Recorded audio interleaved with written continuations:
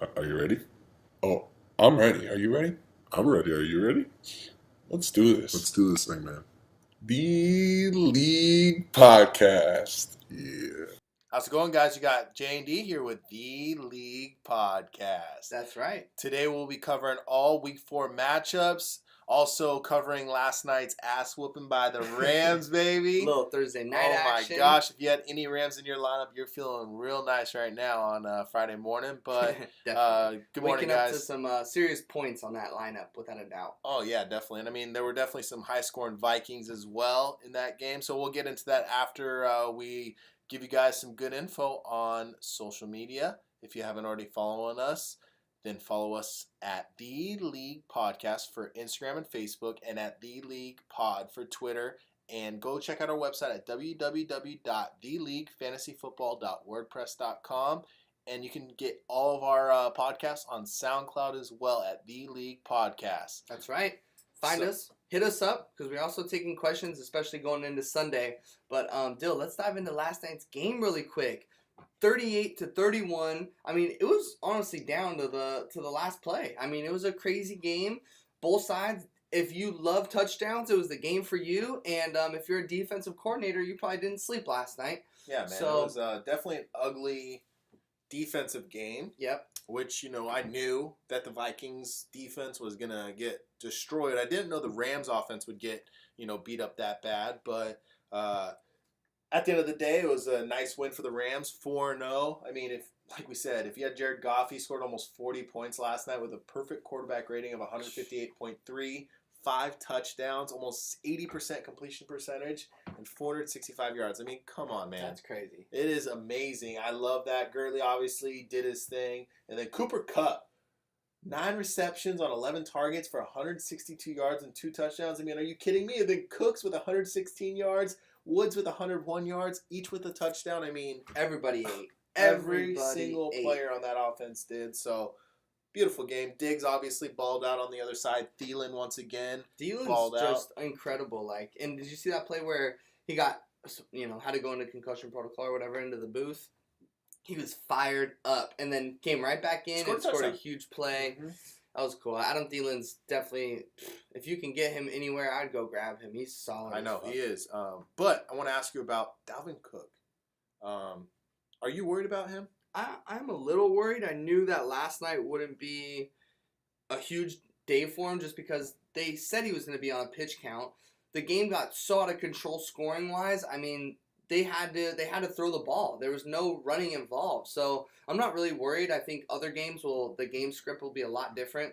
So I think Dalvin Cook long-term will be fine, and hopefully he'll just continue to get healthier and healthier. But I'm not worried, no. He definitely carried the bulk of the carries, 10 out of 17. Yep. Latavius Murray, who everyone thought would get a bigger role, 2 attempts on 2 yards. So if you have Latavius Murray, I think you could drop him, personally. Yeah, I've dropped him in leagues. Yeah, so anyways, great night for football. Go Rams 4-0.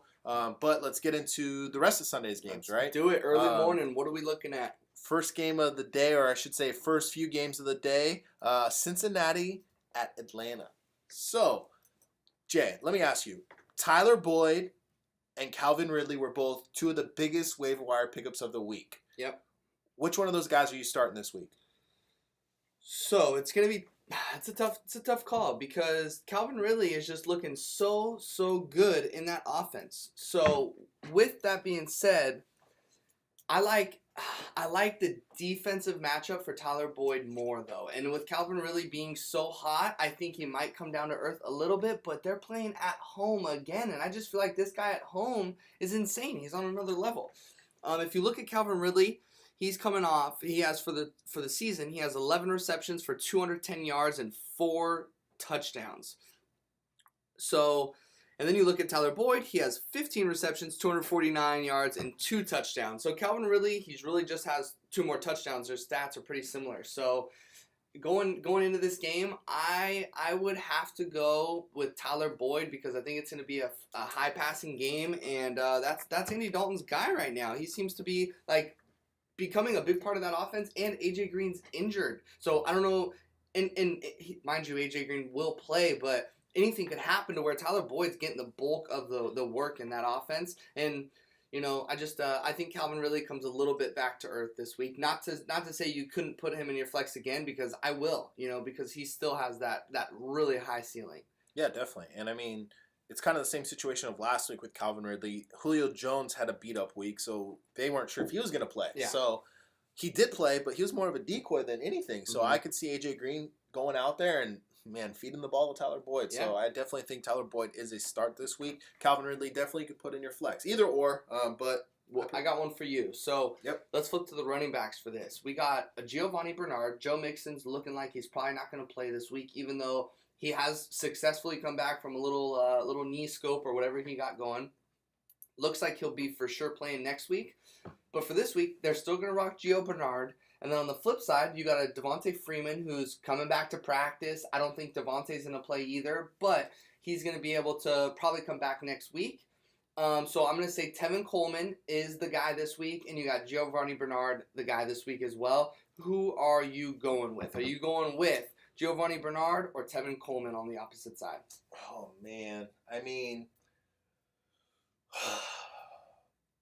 this is a tough one. It is a decent matchup against the Bengals. The Bengals are in the bottom half of the league for rushing or rushing allowed, yeah. Sure. So I do like Tevin Coleman's role. He's averaging over 15 yards or 15 carries a game since the injury to Devontae Freeman.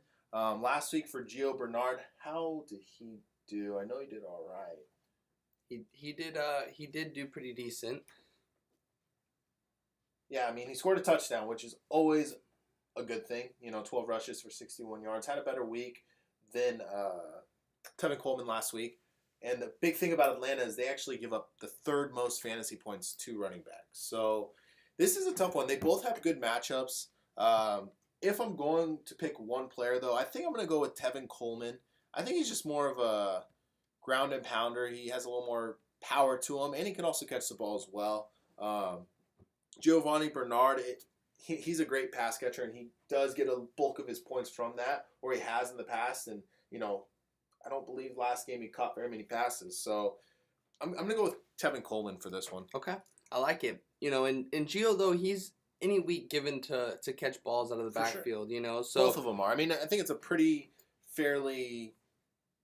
I think they're fairly rated closely. Going so far in the season, Gio Bernard has 10 receptions for 51 yards, but he still doesn't have a touchdown on that. So he is getting looks there, but to your point, I don't think last week he had a ton of looks. But so what about some tight ends in this one? We do have an Austin Hooper in here that we've been looking at that I think with bye weeks coming up, this guy's going to be on the waiver wire. So is Austin Hooper worth a start in this Atlanta offense? I think so. We talked about it earlier. I'm trying to figure out if I want to start Hooper or Dallas Goedert. I have a reason why I want to start Goedert, and there's a reason why I want to start Hooper. Hooper has a better matchup against the Bengals, who are bottom half of the league in defense against tight ends as well. Yeah.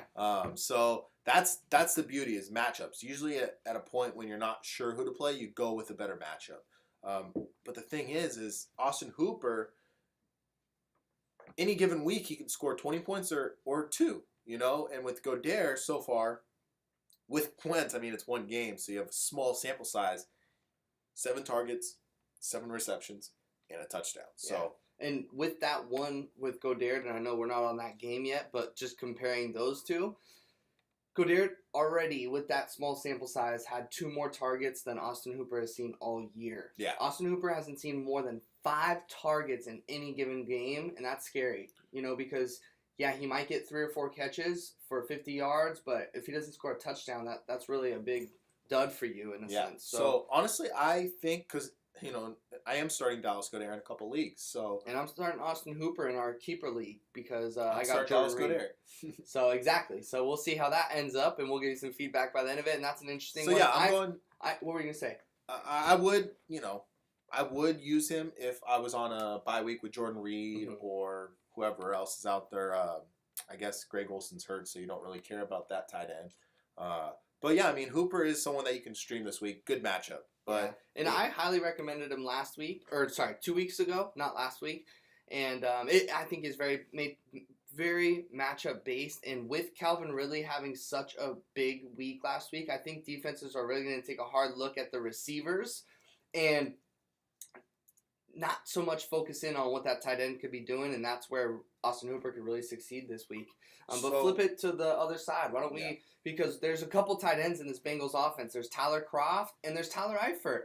It sucks. Which one do you start? Which one do you play? Tyler Eifert actually had a decent week last week. He had 8 targets for 6 receptions and 74 yards. So it looks like he's starting to become a bigger part of this offense. He's earning Andy Dalton's respect or trust, So that's a big thing. And we saw Tyler Eifert a couple years back before he got hurt score, 13 touchdowns, league high. So, he could be a touchdown monster coming into this game, especially if A.J. Green is not 100% healthy. And obviously, when he went down last week, that's when he started getting fed the ball more, and also Tyler Boyd. So, anything could happen this week with them. Obviously, Atlanta, they are a little tougher on the tight ends than vice versa. But talent-wise, I like Tyler Eifert more than I like Austin Hooper. So if I had the choice between the two, obviously I think I would go with Tyler Eifert. But over Hooper? Over Hooper, yeah. Gotcha. No, I don't know. They have Atlanta's given up the 11th fewest fantasy points to tight ends this season.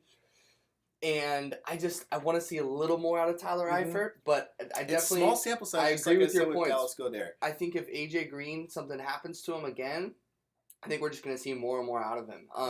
He's only 63% owned in Yahoo League, so he might still be out there on your waiver wire, and he might be worth an ad because you might be having these bye weeks pop up on you, or injuries or whatever that may be. So Dylan's actually adding him right now as we speak, which is a little bit of a sweet move. But anywho, so if you would start quarterback still on this offense, who would you go with? You're talking about Andy Dalton on the Bengals side, or we're talking about Matt Ryan? We're looking at, this is a crucial, I think a lot of people are going to be asking this question and going to be in between the two this week. Matt Ryan, Andy Dalton, both could be on the waiver wire, maybe not, but you could own Matt Ryan and have Andy Dalton on the waiver wire. Or you can have Matt Ryan, draft him, and drop him after week 1 because of a bad week, and that's what I did. Sounds familiar. So it's my move. So, if you have a bye week as well, you have a Cam Newton, do you pick up an Andy Dalton? Do you play an Andy Dalton against this Atlanta defense that seems kind of already has injuries and pretty vulnerable, I should say? Well, Andy Dalton is always a great streamer. For some reason, he's always available. He's only 58% owned in leagues. He has scored over 17.5 points every game this year, so that's not a bad thing at all. I definitely think he is one of the top streamers of the week, especially not being owned in very many leagues. Atlanta's given up the 4th most points to fantasy quarterbacks this year. And they've already faced a nasty Baltimore defense where he scored 26.6 points against them. He can ball, and this could be a really good... I think it's going to be a high-scoring game. I think they're both going to get good points. I think, Andy Dalton, I think he's down to score 20 points, and the way Matt Ryan's been playing, he's bound to score 30. So it sounds like you would be going Matt Ryan over Andy Dalton in this matchup.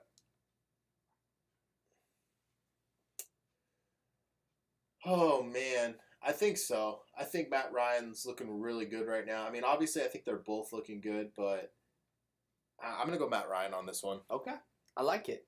Well, let's move on, Dill. Let's get into this next game here.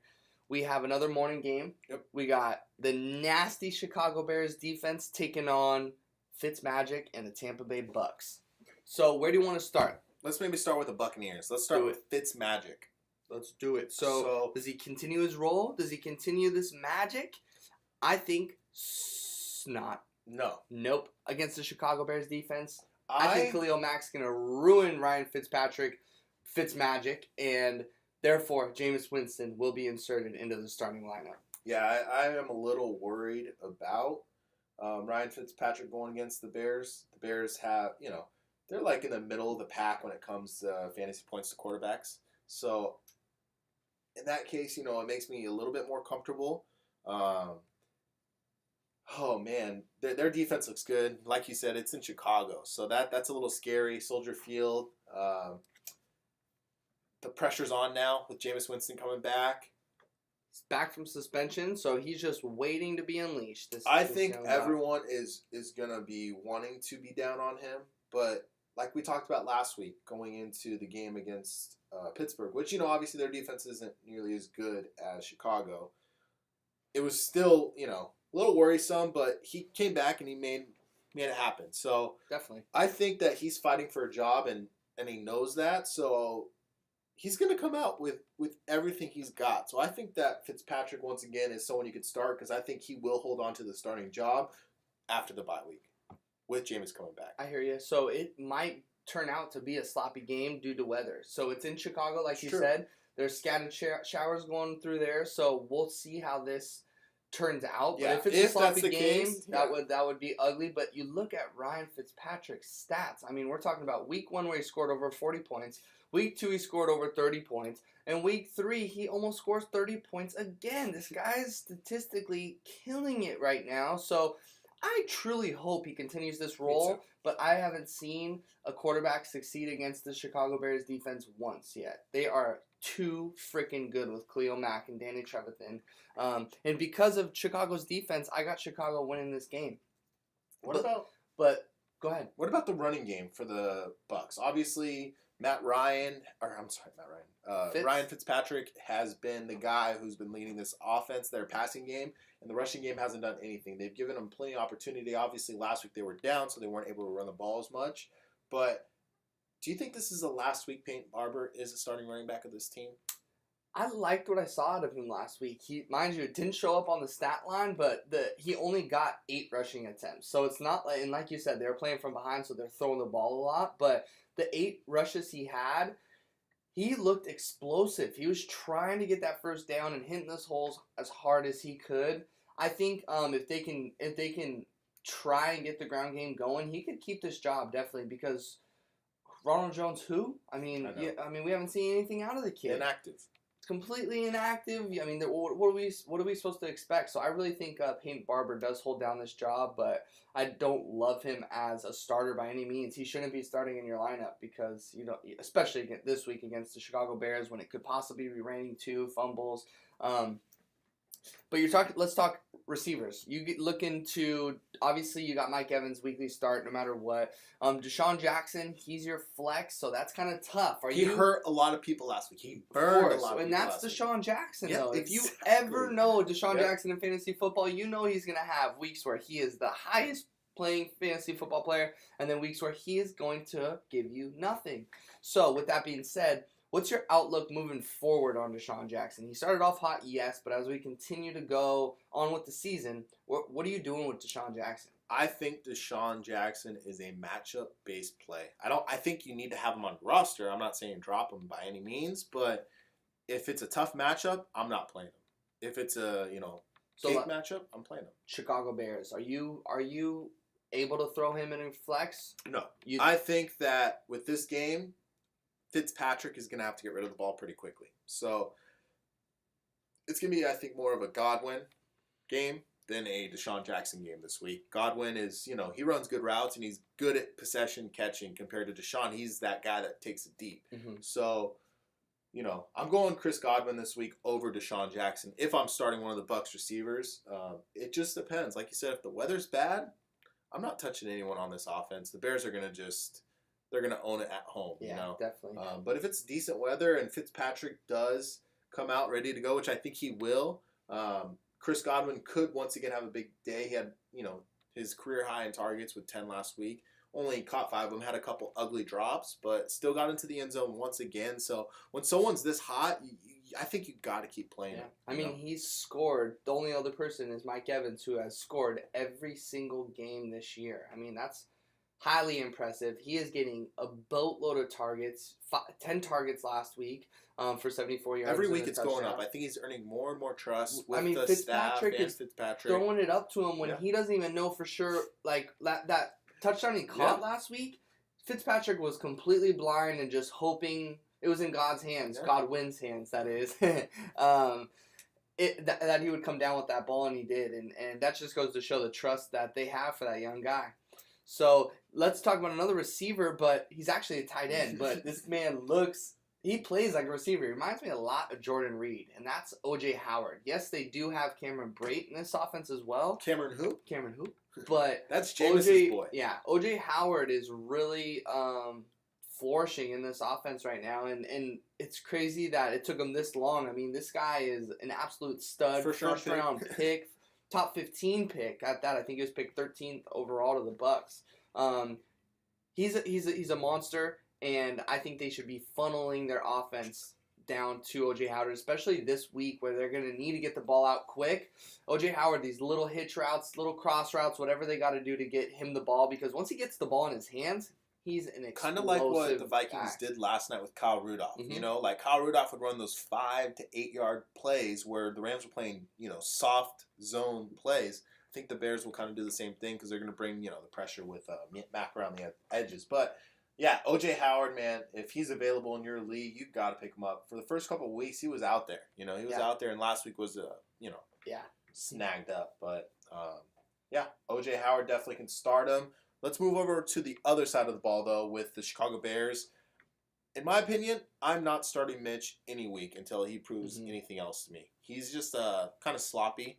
So, do you agree or? Definitely. No, I think he has more interceptions than touchdowns this year. So that's scary. That's definitely a scary thing, but I don't think they're discounting him by any means. I think in that their staff isn't discounting him by any means. I think they have full trust in him, but like you said, I just wouldn't start him until you see that out of him. But I do like everyone else in that offense for the most part. Like Jordan Howard, I'm loving. I will continue to love. It's going to be an interesting week 4 matchup, especially of how this weather could play out. I don't know. I think this could turn out to be more of like a battle. Like they could be airing it out.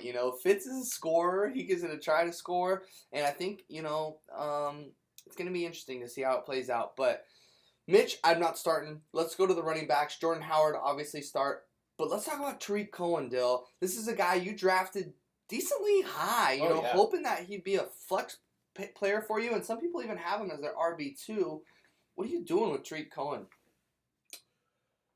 Well, like you said, if it is a high-scoring game, they're going to need him in there. They're going to need to get him the ball. He's one of their bigger playmakers on the team anyway, so they'd be dumb not to get him the ball. Last week, he had a decent day. I mean, he averaged 10 yards a carry last week. Wow. That is ridiculous. This guy, obviously the first couple weeks didn't do much. Last week, still only about 10 points. But if he scored a touchdown, it would have been a little bit better, Definitely. When you get 50 yards rushing and then, catch 3 balls for 15 yards, another 4.5 points, that's not bad, Obviously, he's not, Jordan Howard, where Jordan Howard's getting 15 to 25 touches a game, which we knew was going to happen. That's how that offense is going to be built, But with Matt Nagy being that guy now, I definitely see Tariq Cohen's work going to just continue to improve. Like, he's going to get more work as this season goes on. And he's one injury away from being an RB starter. You know what I mean? RB2, you could comfortably put him in.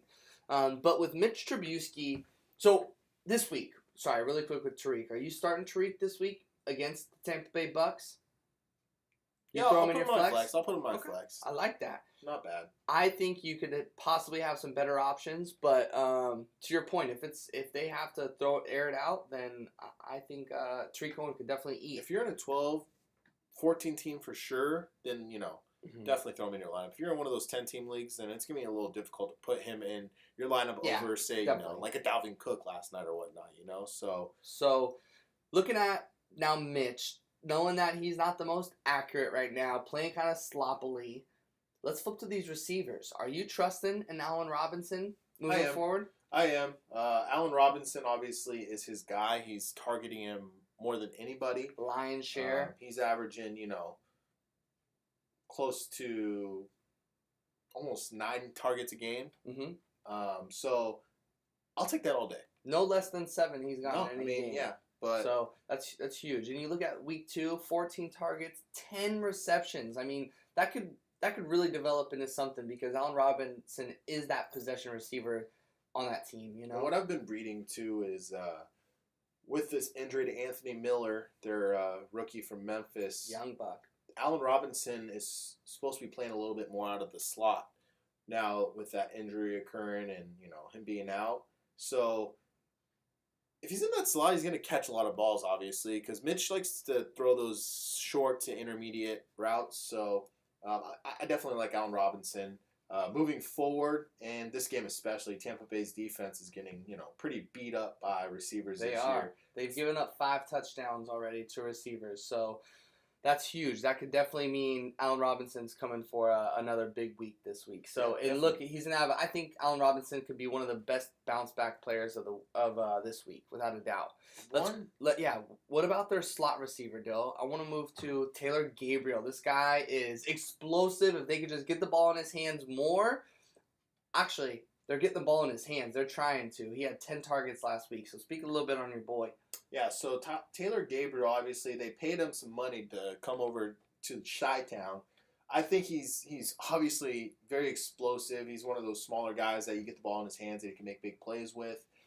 Every game he's gone up in targets, 5, 7, 10. Last week he caught 6 passes for 34 yards, so that's not much. But catching 6 passes on 10 targets, I'll take that all day. Against the Tampa Bay defense that's struggling, like I said, I think that he's definitely someone that, he's available in a lot of leagues. He's only 2% owned. 2% owned. Hold on. Say that again. 2% owned. I mean, that's pretty unheard of for a guy that had 7 targets last week and 10 targets this week. What's funny is last week, Calvin Ridley, I think, was like 10% or something like that. Mm-hmm. So this is one of those guys that can have a big week this week and be talked about in waiver wire Wednesday next week. Because last year or 2 years ago when he was on the Falcons, he was in a starting lineup every single week. Yeah, he scored, 3 touchdowns that one game? But, yeah, so Taylor Gabriel, I think, is someone you could start, especially once again with this injury to Anthony Miller. Yep. And last but not least on this offense, Trey Burton. Mm-hmm. This guy was drafted to be, everyone was talking about him being a top 5 guy. It's kind of said otherwise this year. So, are you starting him this week? I like Trey Burton a lot, and I especially think that going into this week, Tampa Bay, Dylan, has given up the most fantasy points to tight ends this season.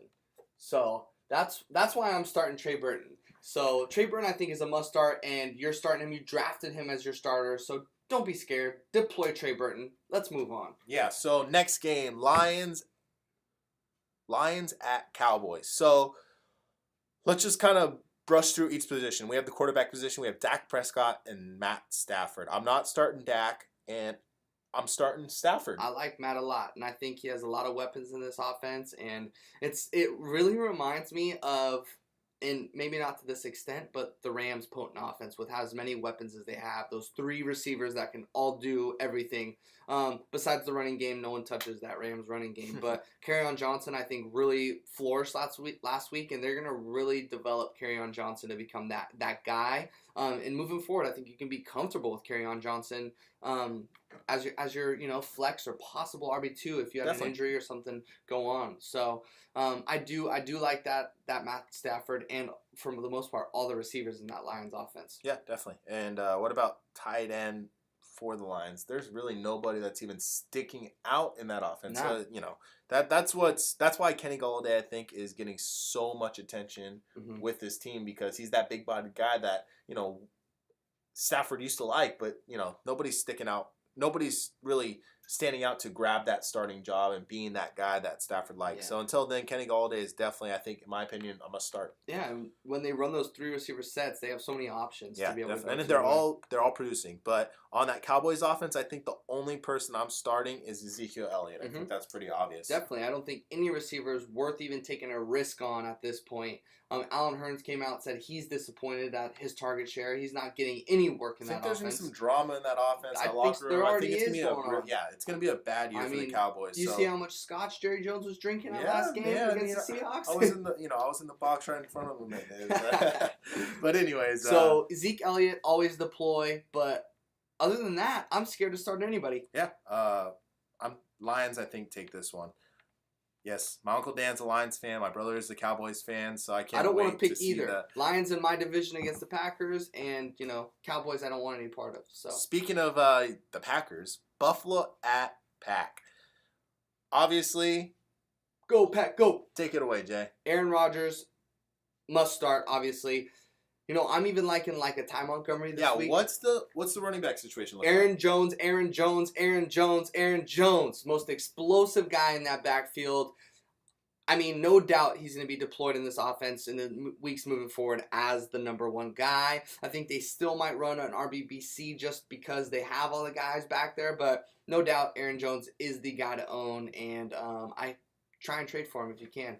But with that being said, I don't discount Ty Montgomery's PPR abilities because of the fact Aaron Rodgers being injured right now. Anytime Ty Montgomery's in that backfield, chances are he's going to dump it off to Ty Montgomery because he's just trying to get rid of the ball within 2 seconds every single time. That's the smartest way he can play football right now. So with that being said, Ty Montgomery, transition receiver to running back, he's going to get these balls out of the backfield. So I do like Ty Montgomery going to this matchup as well. But I would start Aaron Jones because I think they're going to get up ahead. Start him? I would, yeah. I'm going to even start Aaron Jones as one of my leagues as a flex. Because I think they're going to get up and then they're going to just be able to start pounding the rock and give Aaron Jones the ball and let Aaron Jones do what he does. What about Jamal Williams real quick? So Jamal Williams, who? I'm just kidding. But I don't know. I just think that he starts to fizzle down a bit and he's still going to get those carries. Like I said, it's going to be an RBBC, but I just feel like Aaron Jones takes the spotlight and Jamal Williams is going to get those. He's going to come in when people get tired, I feel, you know, and I think that Ty Montgomery and Jamal Williams be the guys, and Ty Montgomery and Aaron Jones will be the guys, and Jamal Williams will possibly be drop worthy. I already dropped him. I dropped him last week. So and people drafted Jamal in a decent round. Oh, I drafted him really high, which I said from the beginning, I know. So funny. I dropped him and picked up Ty Montgomery. So Devontae Adams obviously a start. What about Geronimo Allison and Randall Cobb? Geronimo Allison, I am loving, obviously, and especially coming into this week. Randall Cobb has an injury. Up, by the way? Geronimo, I can't drop anyone. I'm in such a crappy spot right now. I want to. I still might, but this guy, we're doing something right now. I don't need him, but so Geronimo Allison, I think, is the guy to start because Randall Cobb actually has an injury coming into this week. An injury popped up this week that is a little worrisome. So with that being said, I know how confident Aaron Rodgers is in Geronimo Allison. Randall Cobb has a hamstring injury and was added to the injury report. So with that being said, Geronimo Allison could really be worth to start this week. Aaron Rodgers is comfortable with them, and we've seen him flourish already. So start Devontae and start Geronimo. What are you on and oohing about? Someone dropped Matt Stafford. Wow. Did you see that? No. So let's flip to the other side of the ball, the Bills. And what do you got to say? So Shady said he's playing this week. Are you going to play Shady? I think I'll play Shady when he plays, man. I mean, the first week, obviously, he looked bad, but we know what he can do. You know, we know that he can ball. And with Josh Allen now at the realm and, you know, doing some things with that, they can run like that pass run option, whatever it is. So I think Green Bay's D, I even added them because I had a bye week in one league. I added the Green Bay Packers, and I'm going to start them this week because I think they're going to shut the shit down. I think they'll score a couple of touchdowns. So and like I said, I think Green Bay's going to get up, so I think they're going to be playing a little bit, trying to get back, and I could see them scoring because there are some holes in that Green Bay defense. But other than that, Shady and Allen are really the only two guys on that offense that I'm willing to play. Really? You'd play Josh Allen? No. So I wouldn't. I wouldn't. But he's worthy of a bench spot, I think. I think it depends on your league. We have a dynasty league. I have him on my team. And then also in the 2-quarterback league, I think he's definitely worth roster spot. Yeah, definitely depends on your situation. Definitely not my I think league. if you're looking at a 12-team PPR, 5 bench spots, there's no way you can have him, But Josh Allen is someone to keep an eye on because with these bye weeks coming up, he's someone with mobile. He's mobile and has a huge arm, one of the biggest arms in the NFL. So I got Packers without a doubt taking this. I'd be a complete upset if they lose to the Bills again this week. I promise after this game, I probably won't watch any more football. But anyway, moving on. Go Pack Go. We got Indianapolis Colts playing the Houston Texans. We got Andrew Luck versus Deshaun Watson. Let's start there with the quarterbacks. Who you going and why? I'll start both of them. But if I'm going to pick one, I'm going to go Deshaun Watson. He's been just tossing up the rocks, scoring 20-plus points a game. Obviously, Andrew Luck, he's at home.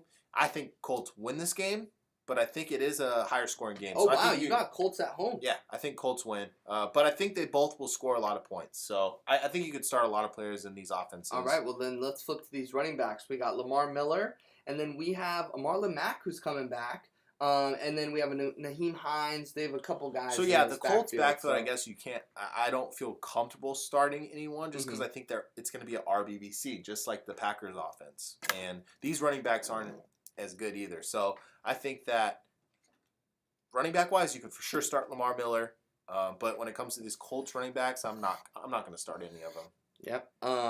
I think I'm liking Lamar Miller this year, but I'm just so worried about that offensive line. It's just so scary. And starting off 0-3, I do think, though, they come into Indianapolis and they get their first win of the season. H-Town is going to take this W due to Deshaun Watson and that passing game with DeAndre Hopkins and Will Fuller. So out of the two, but obviously both of them totally startable. Isn't it just great when, Will Fuller's injured and you just feel like dropping him the beginning of the year because, who knows why? Knowing he would have a huge game, or huge year. So that sucks, but I definitely think you're starting all Texans receivers, as in Will Fuller and DeAndre Hopkins.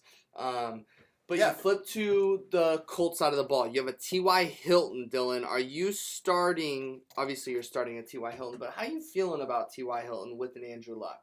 I would love it, man. But- I think that dude, when Andrew Luck's out there, I'm starting T.Y. Hilton. Of course, every he's game. every week you drafted him as that guy, but there's other receivers in this Colts offense that are also doing work, that are quietly doing work, that are only 4% owned in offenses or in Yahoo League. So who's that man? Well, their other guy is Ryan Grant, who, he's not bad. He's definitely started off the season pretty hot with a 8 reception game on 9 targets, but since then it dipped down to 2 targets and then 4 targets. So depending on the flow of the game, like I said, which I think this is a higher scoring game, I think they'll throw the ball more. I think Ryan Grant will get some more looks. I think he'll be more in that 5 to 8 target range, so he has potential to get 5 to 8 catches on 50 to 100 yards and maybe a touchdown, hopefully. So I think he's someone that, once again, is a shot in the dark. You're not going to start him and for sure get a victory, but he could be one of those guys, aka like last week with Calvin Ridley, win you the week. So if there's anyone else in the offense, I would start him at the receiver position, and then obviously with Jack Doyle still out, I'm still gonna still play Ebron. Ebron's a great fantasy start this week, I think, and will score. I think Ebron gets on the board like he has last few times. So. Yep. So Jacksonville or Jets at Jacksonville. I mean, I think we know what this game's going to be about. Jacksonville's D all day is just going to show up and give Sam Darnold a rough day down in Duval. But let's talk about some offense here. Who can you start on that Jets offense? We're looking at Quincy Enunwa, I think is a definite start. Even though they got a very tough matchup.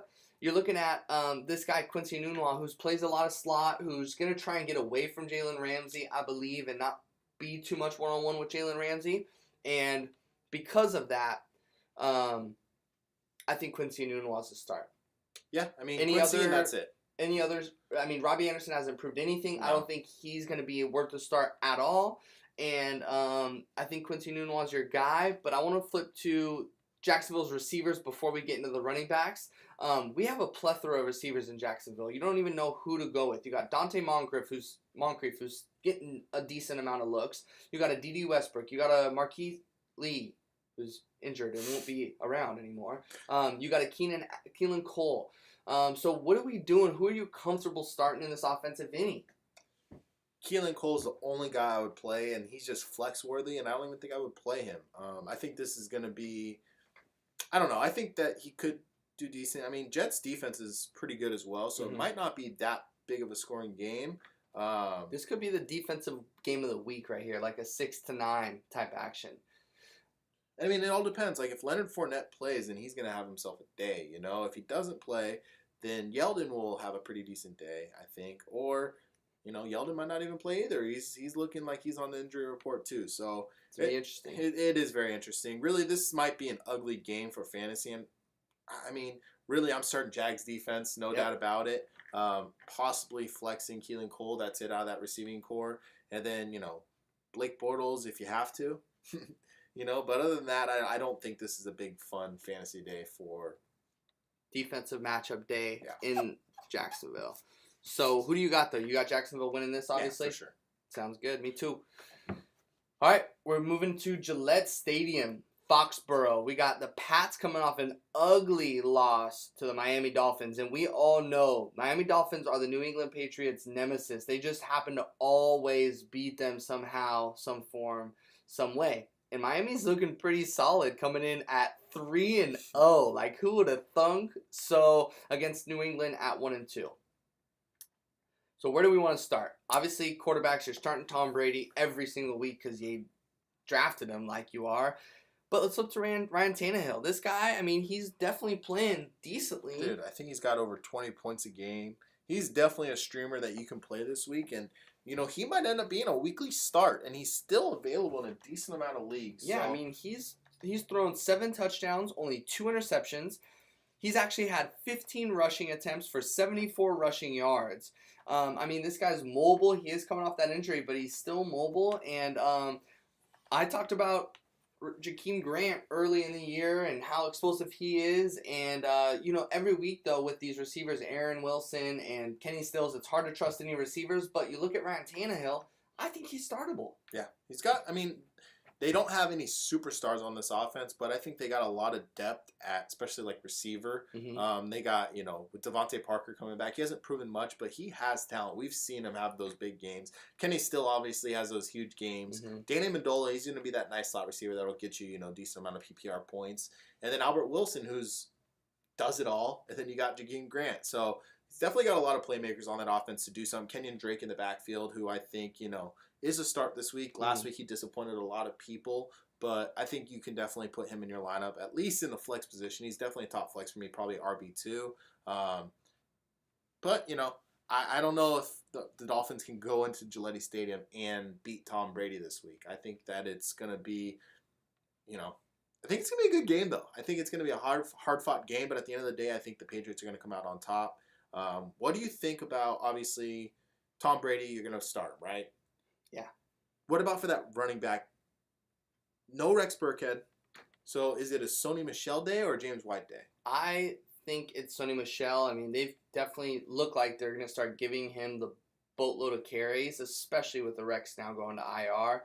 I think Sony's going to develop into that guy. The only way James White really eats is when they have to pass the ball, So I think it's going to be a close game, too. I have it 21-17, New England winning at home. And that's my sum up. Obviously, you're starting Rob, but Rob's off to a rough start because he's getting double and triple teamed, and like his brother came out saying, Rob Gronkowski's brother came out saying that he's getting frustrated because he's getting double and triple teamed, yet his other boys Aren't can't doing help anything. him. And I think that's where Josh Gordon comes in. I think Josh Gordon could change a lot of that Wow.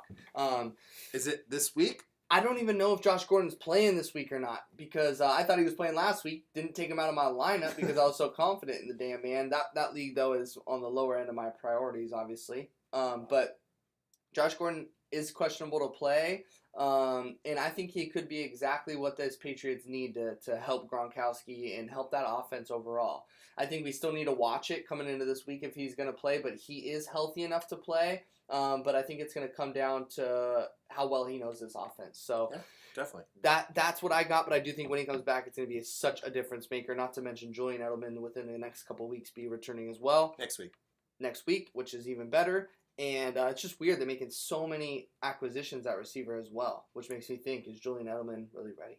No, they're just scared that all the guys they have can't do anything, and they bring Julian Edelman back to be the same thing. Everyone's going to be putting pressure on him and Rob, and then boom, nothing can happen. Yeah, or Josh Gordon. So I think your starts and sits this week. We mentioned, or Dylan mentioned a lot of guys on the Miami Dolphins.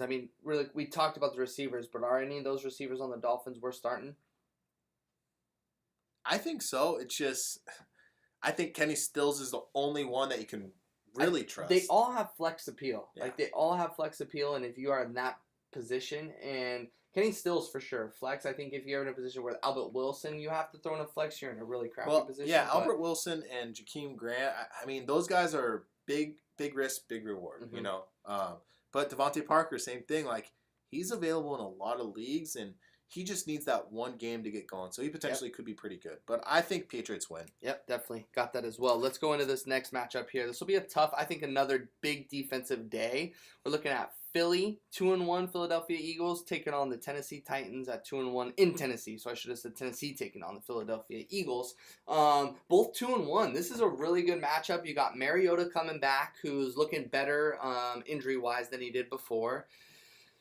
I think let's start with the quarterbacks. You got both mobile. You got a Marcus Mariota and a Carson Wentz, both coming off injuries, both explosive. So who you taking? Who are you starting of the two? You going Carson Wentz all day. Marcus Mariota, Carson Wentz all day. Wentz? No, Well, you, there's you not have even Carson Wentz, so comparisons that to was me. probably bad to Well, ask you that. I mean, but- I just think the talent there is, with Marcus Mariota, you're only going to get so much out of him. You know, I feel like he's more of a, if you get 15 to 20 points, you're happy with him. I'm Mhm. expecting that from Carson Wentz, 15 to 20 points. I'm hoping he gets me to like 25, 30 points. So with Marcus Mariota, he's bound to score you, he could easily score you 10 points.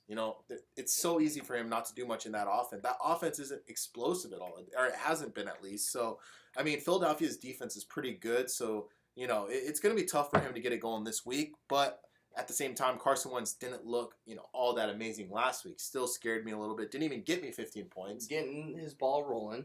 Yeah, so I think that once he gets, more comfortable and back into it, he's going to start, killing it like last year. Mhm. So I hope this is the game, and I'm going to go, like you said, I have him. So obviously I'm going to roll with him all day. What about you? You, Wentz, or whatever? Yeah, I mean, Wentz for sure. Let's get over these running backs. Jay Ajayi, full participant in practice. He looks like he's going to be ready to go this week, which is huge for fantasy owners. So deploy him because he should be ready to go, even though you're facing a tough Tennessee defense who's allowed one of the fewest in the league in rushing yards. So Rushing and passing. Rushing and passing. They're looking solid as could be, but where Jay Ajayi succeeds is that red zone, and I think Jay Ajayi pounds it in for a touchdown. But let's flip to the other side where you have Derrick Henry, who I was telling you about. Eagles, as good as they are, they're one of the worst or the worst in inside rushing. They've given up the most yards in inside rushing, where Derrick Henry, I think he's going to eat this game as well. And I think with Mariota coming off injury, they're going to have to really try and pound that rock and really rely. And I think, Derrick Henry could have 18 to 25 carries in this game. Wow. And hopefully get that first touchdown of the year. And then I'll ask you about Dion Lewis. How you feeling about Dion? You were so high on him coming into this year, as I was so high on him and Derrick Henry too. And like we've talked That about, offense just does not look good. it's not That's looked the great, biggest thing. but their matchups to begin with are so tough as They are. well. They've been facing some great teams. So, and they're still 2-1, so they're somehow getting it done. I don't know how, but Dion Lewis, are you going to continue I'll playing flex him? him. Yeah, Flex for him? sure. For sure. And that PPR production, you just cannot not play him. Yeah, definitely, man. So, Derrick Henry and Dion Lewis. I'm saying Derrick Henry to start. You're saying Dion Lewis to start. So, start those running backs because this could be that game where they get it going. I think points will be scored in this game. I mean, I know that both defenses are pretty good, but Yeah. let's flip to those receivers. Yeah. I think both receiving cores are pretty Speaking of receivers, slim. Tennessee Titans just straight up released Rashard Matthews. Mind you, he hasn't done anything and stepped on the field even once this year, but he was a big part of that offense in the last few years. He was the number one guy. So I think that just goes to show how confident they are in Corey Davis. He requested it. They didn't just cut him. He requested. That's why they released him. Yeah, because he's like, you guys suck. Wow. I'm not getting the ball. Obviously, he's not getting the ball, and no one else is getting the ball in that offense. They're not scoring any points, but with Marcus Mariota being there, it's a lot better of a chance for that to happen. But I'm not. I mean, Corey Davis. He are you starting Corey Davis? He hasn't shown me anything this year to make me feel confident. in starting him. Think about it though too. He hasn't played with Mariota too much this Yeah. year. They've been in games where the game script is all types of messed up. With Delaney Walker injured, I really like Corey Davis. I really think moving forward, if Mariota can stay healthy, him and Davis are going to really build up that chemistry. Eventually, yeah, but I need it This to be week- proven to me This first. week, it might be tough to deploy Corey Davis, but I am watching that game very, very finely and seeing what what they have in that because not only do I want to watch Corey Davis, but I want to watch that backfield as well and see what goes on. But I do like Corey Davis moving forward. This week I'm a little worried about him. I would rather play Taywan Taylor this week. Tawan Taylor. my boy. Than Corey Davis. I like it. Because, it's going to be quick passes and he's good at getting the ball and, running with it. Corey Davis is one of those guys that you need to throw it up to. He needs to make the play like that. So I like it. So you would start Tawan Taylor in your flex. I wouldn't. I wouldn't start him. But I'm saying I would rather play him than Corey Davis. And that's how, that's how you know how much I feel about Corey Davis. But anyways, on the other side of the ball, the only receiver I think you can even play is Nelson Aguilar until Alshon Jeffrey gets back. Is there another receiver in that offense? No. They're playing 3 tight end sets. Literally, 3 tight ends out there with Nelson Aguilar. Jordan Matthews mixed in a little bit last week, so we might see a little bit more of him this week. And I was going to ask you, Carson Wentz loves Jordan Matthews. They had great chemistry before Jordan Matthews left. Jordan Matthews was that number 1 guy in that offense before. He knows this offense really well. Could we expect anything out of it? Is Jordan Matthews at least worth picking up and rostering if you have the spot? I don't think so, just because Alshon Jeffrey probably will be back next week. With Alshon Jeffrey coming back next week, that's a big, huge target for Carson Wentz that he loves. And then you obviously got Nelson Aguilar, which Nelson Aguilar and Jordan Matthews both are slot receivers. So that's where it comes down to, yes, he loves Jordan Matthews, but I think the talent with Nelson Aguilar is more. But we'll see.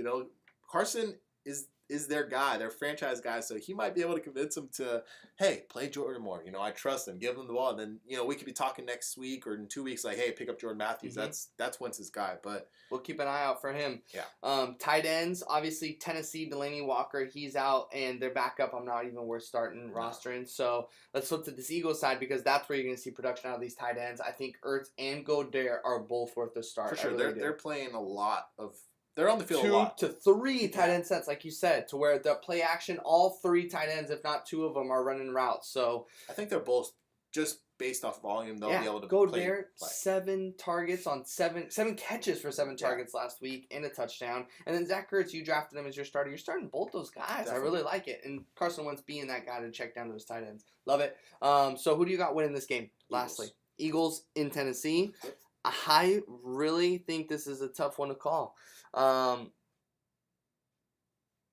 going to have to go Eagles as well, but man, do I think it's going to be a close game. I think we're looking 21-24, Eagles getting this at the end. It's going to be a nail-biter, in my opinion. So let's go on to one of the afternoon games still. Division rivals of your team, and you own 2 of the running backs on these fantasy teams. And I'm actually starting both running backs on this team. That's awesome. So why don't we start there? Yeah. Chris Carson or Rashad Penny, I think we know who now is 34 touches to 3 touches last week. Is the guy. Yeah. Carson's the guy, and you're comfortable starting him. I'm starting him in leagues this week. You're starting him in leagues. Arizona's rush defense has been one of the dismal. worst. They're 0-3. Not saying anything about Seattle. They're 1-2. Got their first win last week. But let's flip to the other side. Are you getting nervous about David Johnson? No. He's saying no, but he really is. He's trying to trade him. I'm not trying on to the trade him. block. He's getting worried. He's available. So I got don't let Todd him Gurley fool now. Why would I not put him on there and see what I can get at receiver when I'm kind of slim See? there? So he's worried. He's going to be trading. I'm not worried at all. I'm not trading him for a bag of Skittles. I mean, if you want to give me Alvin Kamara, then sure, So- I'll give him up. But that's it. Let's talk. Okay, you keep him on your team. You're not scared. No, I'm starting. What do you think about moving forward his matchups, and do you think he's going to get, be that RB1? All right, let's quote this right now. Today is September 28th. David Johnson will finish as a top 5 running back this year. Yes, you heard top 5 running back. He is, not been good. I think that they fire Mike McCoy, their offense coordinator, because obviously he's not getting the job done. And once that happens, they're going to know they need to feed him the ball. 2 years ago in 2016, he obviously was a top fantasy scorer above any quarterback, including Aaron Rodgers. And last year, obviously, Todd Gurley had his amazing year. How many years ago was that? Sorry. 2. Oh, 2 okay. seasons, yeah. Todd Gurley was last season. 2 whole years. Oh my gosh, this guy. 2 whole years when he got the whole year off last year. And yes, it was an injury, but it was with his hands. So his legs are fresh as can be. He obviously can catch the ball. He obviously can run the ball. That offense, though, does not. The play calling on that offense is what's killing me right now. You said top 5 by the end of the year. 100%. I 100% doubt it. Okay. I 100% mark my words and Dylan's words that We're going to play this out to the end of the year. Yeah, we will. And I guarantee you, he will not be a top 5. He has less than 40 fantasy points, and you're looking at guys in the top 5 who already have 95, 80 points. There's no way. Doesn't scare me. I'm sorry. Doesn't scare me. He might be able to creep into that. Because what's going to happen is, the top he's 5 guys, beating out- realistically, he's trying to look at James Conner and Saquon and Melvin. There's no James way. Conner's going to bump down. Le'Veon Bell's going to come back. James Conner is not bumping down anytime soon. Lev Not Bell's anytime soon. holding out the entire year and not going to play. If Whereas- that's the case, then yes, he has a chance. But yes, David his Johnson talent won't make is the top 5. nothing So you're close to David I'm Johnson. not saying it is. Nothing close. That's not the question here. The question. I know, and I'm telling you, the answer is David Johnson will have more points, But- especially over James So Conner. you just said though, if Lev Bell Top doesn't 5. come back, then okay, maybe he doesn't. So you're saying No, he's not going to be. David Johnson will be above James Conner at the end of the year, Regardless. regardless, no matter what. let's put it on it. Let's go. I'm betting. Otherwise, Dylan, you're gonna really regret you said that Why would I regret it? because you're gonna be wrong. I don't know. But No, anyways, I mean, we got to David look back Johnson at this at the end of has the year. so much potential to be a top 3 guy, but it really depends on if they get him the ball. And I think With they Josh will. Rosen coming back, it'll be interesting to see if they can actually start doing something. And with obviously, that it offense, depends but on if Josh Rosen can get anything done, and there's so many factors. They could go 0-16. Who fucking knows? I But can't wait to I know. see David Johnson, though, is end gonna be out a of top the 5. top 15. No way. So The lowest he's going to be is top 10. He for sure will be top 10, but I'm I going can't top wait. 5. I can't wait. To see. Anyway, so David Johnson, I'm starting. Chris Carson, I'm starting. Receiver wise, though, it's nerve wracking on both sides of the ball. Fitz is not healthy, and Doug Baldwin's And not healthy. So yeah. Both number ones are scary starts. So Very maybe scary Tyler starts. Lockett. He's been very consistent. Jake's had him on his team. He's a and top 50 player right now. I think he has better chances to end up better than even David Johnson. So I'm just kidding. That's a long shot, especially because of how bad that offensive line is. That scares me. I think Tyler Lockett's a flex every week that Doug Baldwin's not in. So if Doug Baldwin's out this week again, I'm starting Tyler Lockett again. If he comes back, I'm very nervous. I'm very worrisome about that. But I think Doug Baldwin's going to be a big. If he comes back, I think if he comes back, he's going to be a big decoy. Decoy, thank you on that. So Tyler Lockett could still succeed because out of all the years, Tyler Lockett's looking really healthy right he now, is. and that I like that. He's So also looking a little bald, so he might be a little stressed. But maybe Doug but Baldwin, I think if he plays, you can play him. let's Honestly. flip to the other side. Christian Kirk. He's the only other receiver on that offense that you could potentially play, but I wouldn't even play him, but I would definitely put him on my roster. Other than that, I mean, Ricky Seals-Jones has been getting a decent amount of looks, so you can stream him if you really need a tight end. But Will Disley, whatever, he's up and down. You never know what you're going to get with him. This is more of a, I think, really only a running back game for fantasy purposes. Oh, Russell Wilson, I think you could play as well. I'm sorry. But other than that, not very many fantasy stars on these rosters. Disley's coming, bounce back week, big time. He's going to get lots of looks. I think Russell Wilson loves this young buck, and Disley's worth the start this week with bye weeks popping up. But who you got winning this game? You got Arizona winning at home or Seattle coming in and taking it? Both losing records. Who's taking this W?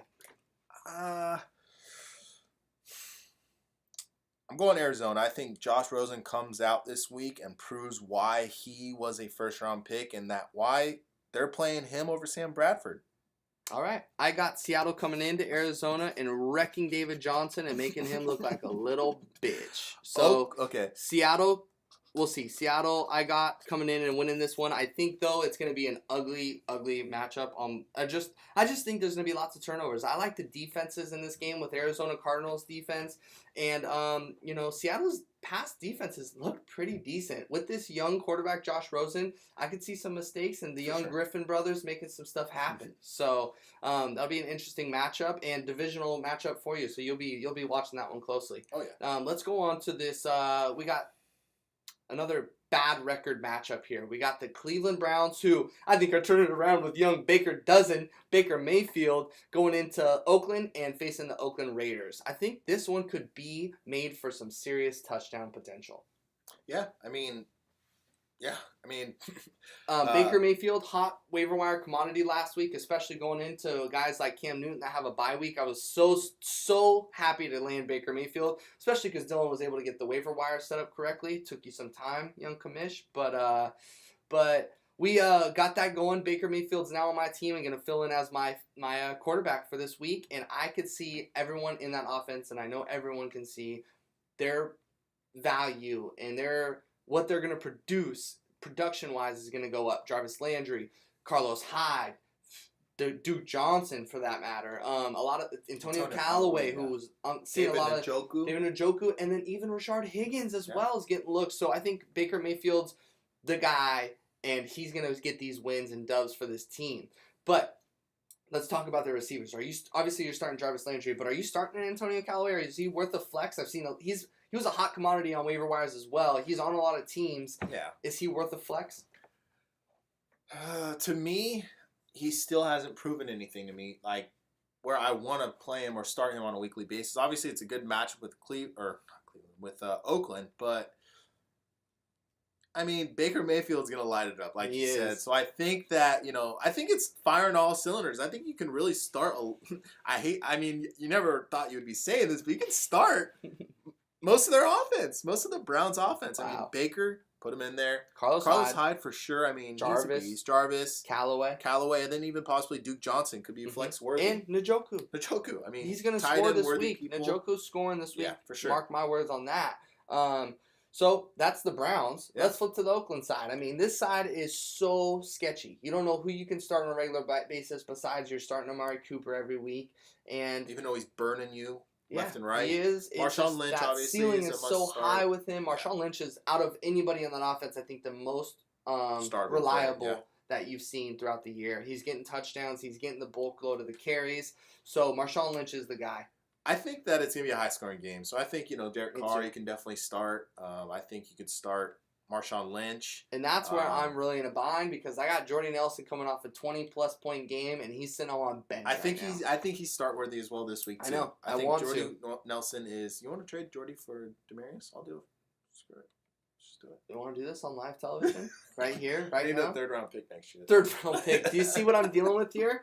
I was seriously thinking about if Doug Baldwin comes in this week, because I have Tyler Lockett in my flex. If Doug Baldwin plays, me filling in Jordy in my That would be flex. awesome. So I think you should. Jordy's your boy. Do it. That's where Do I'm it. at, and we'll see how that plays out. Like we said, I think this is going to be a big scoring game. Baker's going to light it up, and I think Derek Carr's going to want to match that. So, or vice versa. Yeah. So, I do like Jordy. I do like Amari, and I do like Jared Cook. I would try to get Jared Cook on the waiver wire to start for my bye week, Jordan Reed, and that didn't go down. But if you have Jordan Reed this week, I'm definitely saying start him. Yep. So I think you could start players on both sides. Both sides of of the ball. You're good. Fantasy relevant game 101 right there. Cleveland's taking the dub. I agree. I think they get their second win, and Oakland Raiders and John Gruden start out to an 0-4 start. And $100 million coach, what are you going to do? Right. Let's get to this next one. We got a Pick playing at up the home. Chargers defense right now if you haven't We got already. the Chargers playing San Francisco. Like Dylan said, Chargers D, great matchup this week, and I think they're going to flourish. San Francisco's D, on the other hand, don't think so. I am scared of every single player on On that that 49ers Niners offense team.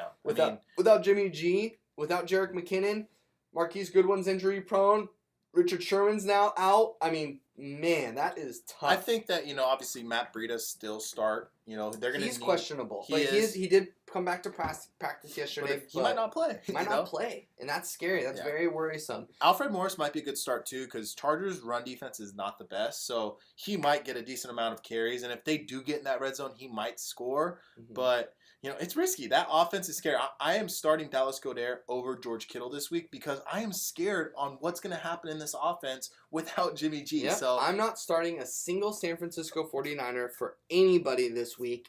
Chargers, everybody. We're talking Melvin Gordon. We're talking Keenan Allen. We're talking Mike Dub Williams. We're talking Phillip Rivers. Are we Eckler. talking Eckler? Eckler, of course, I love he it. is. I think A beast. a weekly flex I agree. every single week. They are getting him the ball, and then obviously I think that's about it. And where do we stand with Antonio Gates? Well, my dad picked him up, so he's gonna have a big week this week. Exactly, I agree. So, And he's been bound to, and I can't believe he's been sitting on the waiver wire this he'll score a long, touchdown. because he's the number one tight end in that offense Yeah. right now. And we know what he's done in the past, so I definitely agree. I could see everybody in that offense eating. LA's winning, Chargers winning this game. Oh, All right, easy. let's get to the next one. I think this is Odell Beckham's show. We got New York Giants taking the Saints at home. huge Odell Beckham game, huge Sterling Yep, Shepard there's game. been huge hype on the receivers coming into this game for New York, and obviously that goes a lot to how bad the New Orleans Saints pass defense has been. They've been crazy. getting lit up week by week, destroyed. And it's usually the second receiver, so Yeah. it might be more of a Sterling Shepard game. But could Odell's be. so good that it's just I gonna. think though the way they use Odell, there's gonna be a lot of Move times him where around. Marshawn Yeah. Lattimore's not even on Odell, and Odell's just gonna. I think it's gonna be a loose. very high scoring, fun fantasy Marshawn game. Lattimore, who cares? Let him play him. He's been getting destroyed this year too. Defensive Player of the Year, Defensive Rookie of the Year. I mean, yeah right. Get out of here. You would have never even guessed he would have been that guy coming into this year with how he's playing. So line Odell up with him. I love that matchup. So, but I like everybody. Like you said, Evan Ingram's not going to be playing. It doesn't look like he's out. So it sucks that they're going to be hurt in that spot. But Rhett Ellison came in last week and held it pretty down. well. He Yeah. held it down. So So- at least they got a guy that can fill in. But when you're talking receivers, Sterling, Odell start all day, and then Saquon all day. I mean, this is an easy matchup for all Eli. those. I'm starting all those Eli guys. too. And Fire then him up. I love Eli on daily fantasy on DraftKings. He's cheap as can be and could have a 30-plus point game. So definitely love Eli. And if it's a bye week for one of your quarterbacks, fire him up. Let's flip to that Saints side. Obviously, this is going to be a high-scoring game in my opinion. Both Breeze, defenses are Kamara. weak and both offenses are so explosive. So Michael I'm Thomas. really excited about watching this this afternoon Ben matchup. Watson, I think you can play. So Ben Watson is let's flip to this Saints side. You know who you're starting. You got Kamara. Easy. You got your Thomas, you got Big Breeze. But Ben Watson, we talked about in our waiver wire discussion last podcast. He's a boring guy, but is he worth the start? I think he's definitely worth the stream this week, depending on how big your league is and how many tight ends. Some people roster 2 tight ends on their bench. I have on two their right team. now. So it's I have hard to, to find a streamer later in the year, but even right now, a lot of people are holding 2. So, I think he definitely is a stream. Even though, Giants have been better against the tight ends this year, I still think that the high-scoring game is going to create opportunity for Ben Watson, and if he gets in the end zone, it's going to be a nice day for him. Yeah, I agree. So I'm going Giants at home. I like it. I was doing the same. I love them at home, and I just think I'm so confident in Odell and how many points he's going to score. So I'm going NY at home in the Big Apple, beating the Saints, and that takes New York Giants to 2-2, and same with the New Orleans Saints. That'll leave them at 2-2. But I got New York. You got New York. Let's go to the big Sunday night matchup, baby. Let's get to it. We got Pittsburgh Steelers at Baltimore Ravens, prime time Sunday night football. This is going to be a great game. This is going to be, I think, another pretty good offensive fantasy relevant game. Let's start on the away team, the Baltimore Ravens side. We got a Joe Flacco, I love as a start. We got Michael Crabtree, who I definitely think is worth the start too. Yeah, I think so. John Brown, he got injured in practice this week, so it's going to be interesting seeing where he lies coming into this week. If he doesn't play, that just boosts Michael Crabtree's And Willie Snead. and Willie Snead as well. But I really think, Pittsburgh pass defense has been weak, very weak this year, so I could see Michael Crabtree having his best game to date coming into Sunday Night Football prime time. We know what Michael Crabtree does when he's on TV. I do think there will be points scored, even though Baltimore's defense is pretty good. Yep. I think it's still going to be a decently scoring game. Let's talk about some of the running backs here too on the Baltimore side. You got Alex Collins, who actually got less percentage of backfield work than he did, Javarius but he Allen. had way more touches. Mm-hmm. So it doesn't scare me whatsoever. I'm still firing up Alex Collins in my running back 2 slot. Definitely. Javorius Allen, But he can definitely have a pretty good game. Like I said, I he think there's hasn't going to scored be less than 12 points once this year. He's So- getting a lot of catches. That's what's really helping him So- out with his fantasy Definitely. and touchdowns. So the fact that he is getting goal line And work. it's weird, like goal line, they're putting in Buck Allen. They are so confident in him to put him in there at those times. I mean, it's not like they're putting him specifically and taking whatever out because he is still getting goal line carries. But the fact they're taking their Number hard one, running back out, it's because of his fumbling issues, which, hopefully they can get over. And, I think they just like that, bringing in that fresh running back to get that touchdown instead of someone who's been down the field a little exhausted. But I will fire up both these running backs this week. I think they possibly both can score again, When they get down there, they're going to try to give it to them. Definitely. So you're starting most of the guys, and then let's touch base really quick on Snead. Are you starting Snead? If or John Brown's not not playing, playing, then possibly. then but that's a might start. yeah, possible flex. Tight end wise, though, it's they have like 10 different tight ends, so it's Who right? to go to? Yeah. I think that's just a risky play. Tight end's not even worth starting on the Falcons, but On they both do ends, have you know? on both ends, definitely, with McDonald coming out in the Pittsburgh Steelers. But on the Falcons side, I think you have some offensive guys that you can definitely play with what was said. So Yeah. let's flip to that Pittsburgh side. You have your guys, AB. You're starting James Conner, obviously, which is awesome to have. Juju. And then Juju, easy. But Juju also showed up on the injury report, so that'll be interesting to see what he comes into. And if Juju doesn't show up, then we got a James Washington who's just right there in the rafters, who's Yeah. been decent. I mean, mind you, on the stat sheets, he's not blowing away anything, but he's getting work. And if Juju doesn't play, you could definitely be, I think, deploying a James Washington in your starting lineup. Because I think this is going to be a back-and-forth game. They're going to be looking to get the ball downfield. So, and then, like you said, the tight ends still. We have a Jesse James who blew up. You're like, you need to pick him up, and I did. I picked him up. And then that night, and that always happens. That's fantasy football. Yes, sir. That night, what happens? Vance McDonald. I mean, stiff arm of the century. I mean, he looked like Lev Bell out there. Yeah. So you don't know who you can trust this week going in. It could be Vance, could be Jesse James. Why take the risk? I would go more along the lines of a Benjamin Watson, a Jared Cook, a David Njoku. I like a lot of guys more than any of the tight ends on either side. I agree. Defenses, Baltimore defense, I think you can start every week just because of their upside, but Pitt, I don't think is worth a start. No, definitely not. I do think that I think the Ravens win. I think the Ravens come into Sunday Night Football and they want to prove something because obviously everyone's hating on Joe Flacco and saying it's Lamar Jackson. Well, they were, and he's come out and he's played a pretty good start of the year, playing some of the best football he's ever done. Back to his MVP days, or Super Bowl MVP, I should say. I'm going Ravens. I like it. I can't pick anyone beating Pittsburgh. I shouldn't say anyone, but I like Pittsburgh this game, Heinz Field at home. I think they get it done. Their offense really starts to mend and mold and get together right. I think James Conner has a huge game, and I got Pittsburgh winning this one at home. All right. Last game of the night, or last game of the week. Monday Monday night. Football. It's going to be a fun one. It's going to be a high-scoring game. This is going to be a good Fun fantasy. offenses. Like, to start the week with the Rams and Vikings scoring Definitely. so high And and then end ending it with two of the highest scoring offense, and then with, Denver against the worst defense pretty much.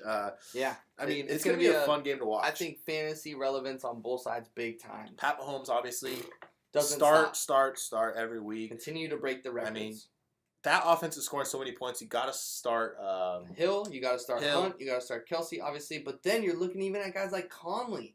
Conley is I'm worth a starting start. Watkins every week too. Of course, yeah. I don't know how I forgot that. Watkins is definitely, and crazy because Watkins was such a late draft pick, and everyone was so unsure of him, and he's really coming out of his shell, and Pat loves him. Yeah. He's obviously throwing to the ball a lot. Sad about the dreads though, man. What happened? That's some bullshit. That's his signature That's shit. signature. That's like Steven Jackson cutting his dreads off. Sad, but hey, he's balling out, so maybe it's doing something for him. But loosen him up a little bit, give him back his 4.4 speed. you're starting everybody on that Chiefs offense, Yeah. no doubt, even against the tough Denver's defense. And it sucks because I drafted Denver's defense, and I'm still starting them because they're Denver defense. And, hopefully they get some sacks and can get some turnovers on the young buck. And but regardless, I think Chiefs deploy everybody. But let's flip to that Bronco side, and I'll let you take that one away. Well, with the Broncos, they've obviously shown ups and downs this year on offense. Mhm. You've seen Case Keenum come in and fired up, and you get super confident having Demaryius and Emmanuel scoring touchdowns, having big weeks, week one. We both had them. We were stoked on it.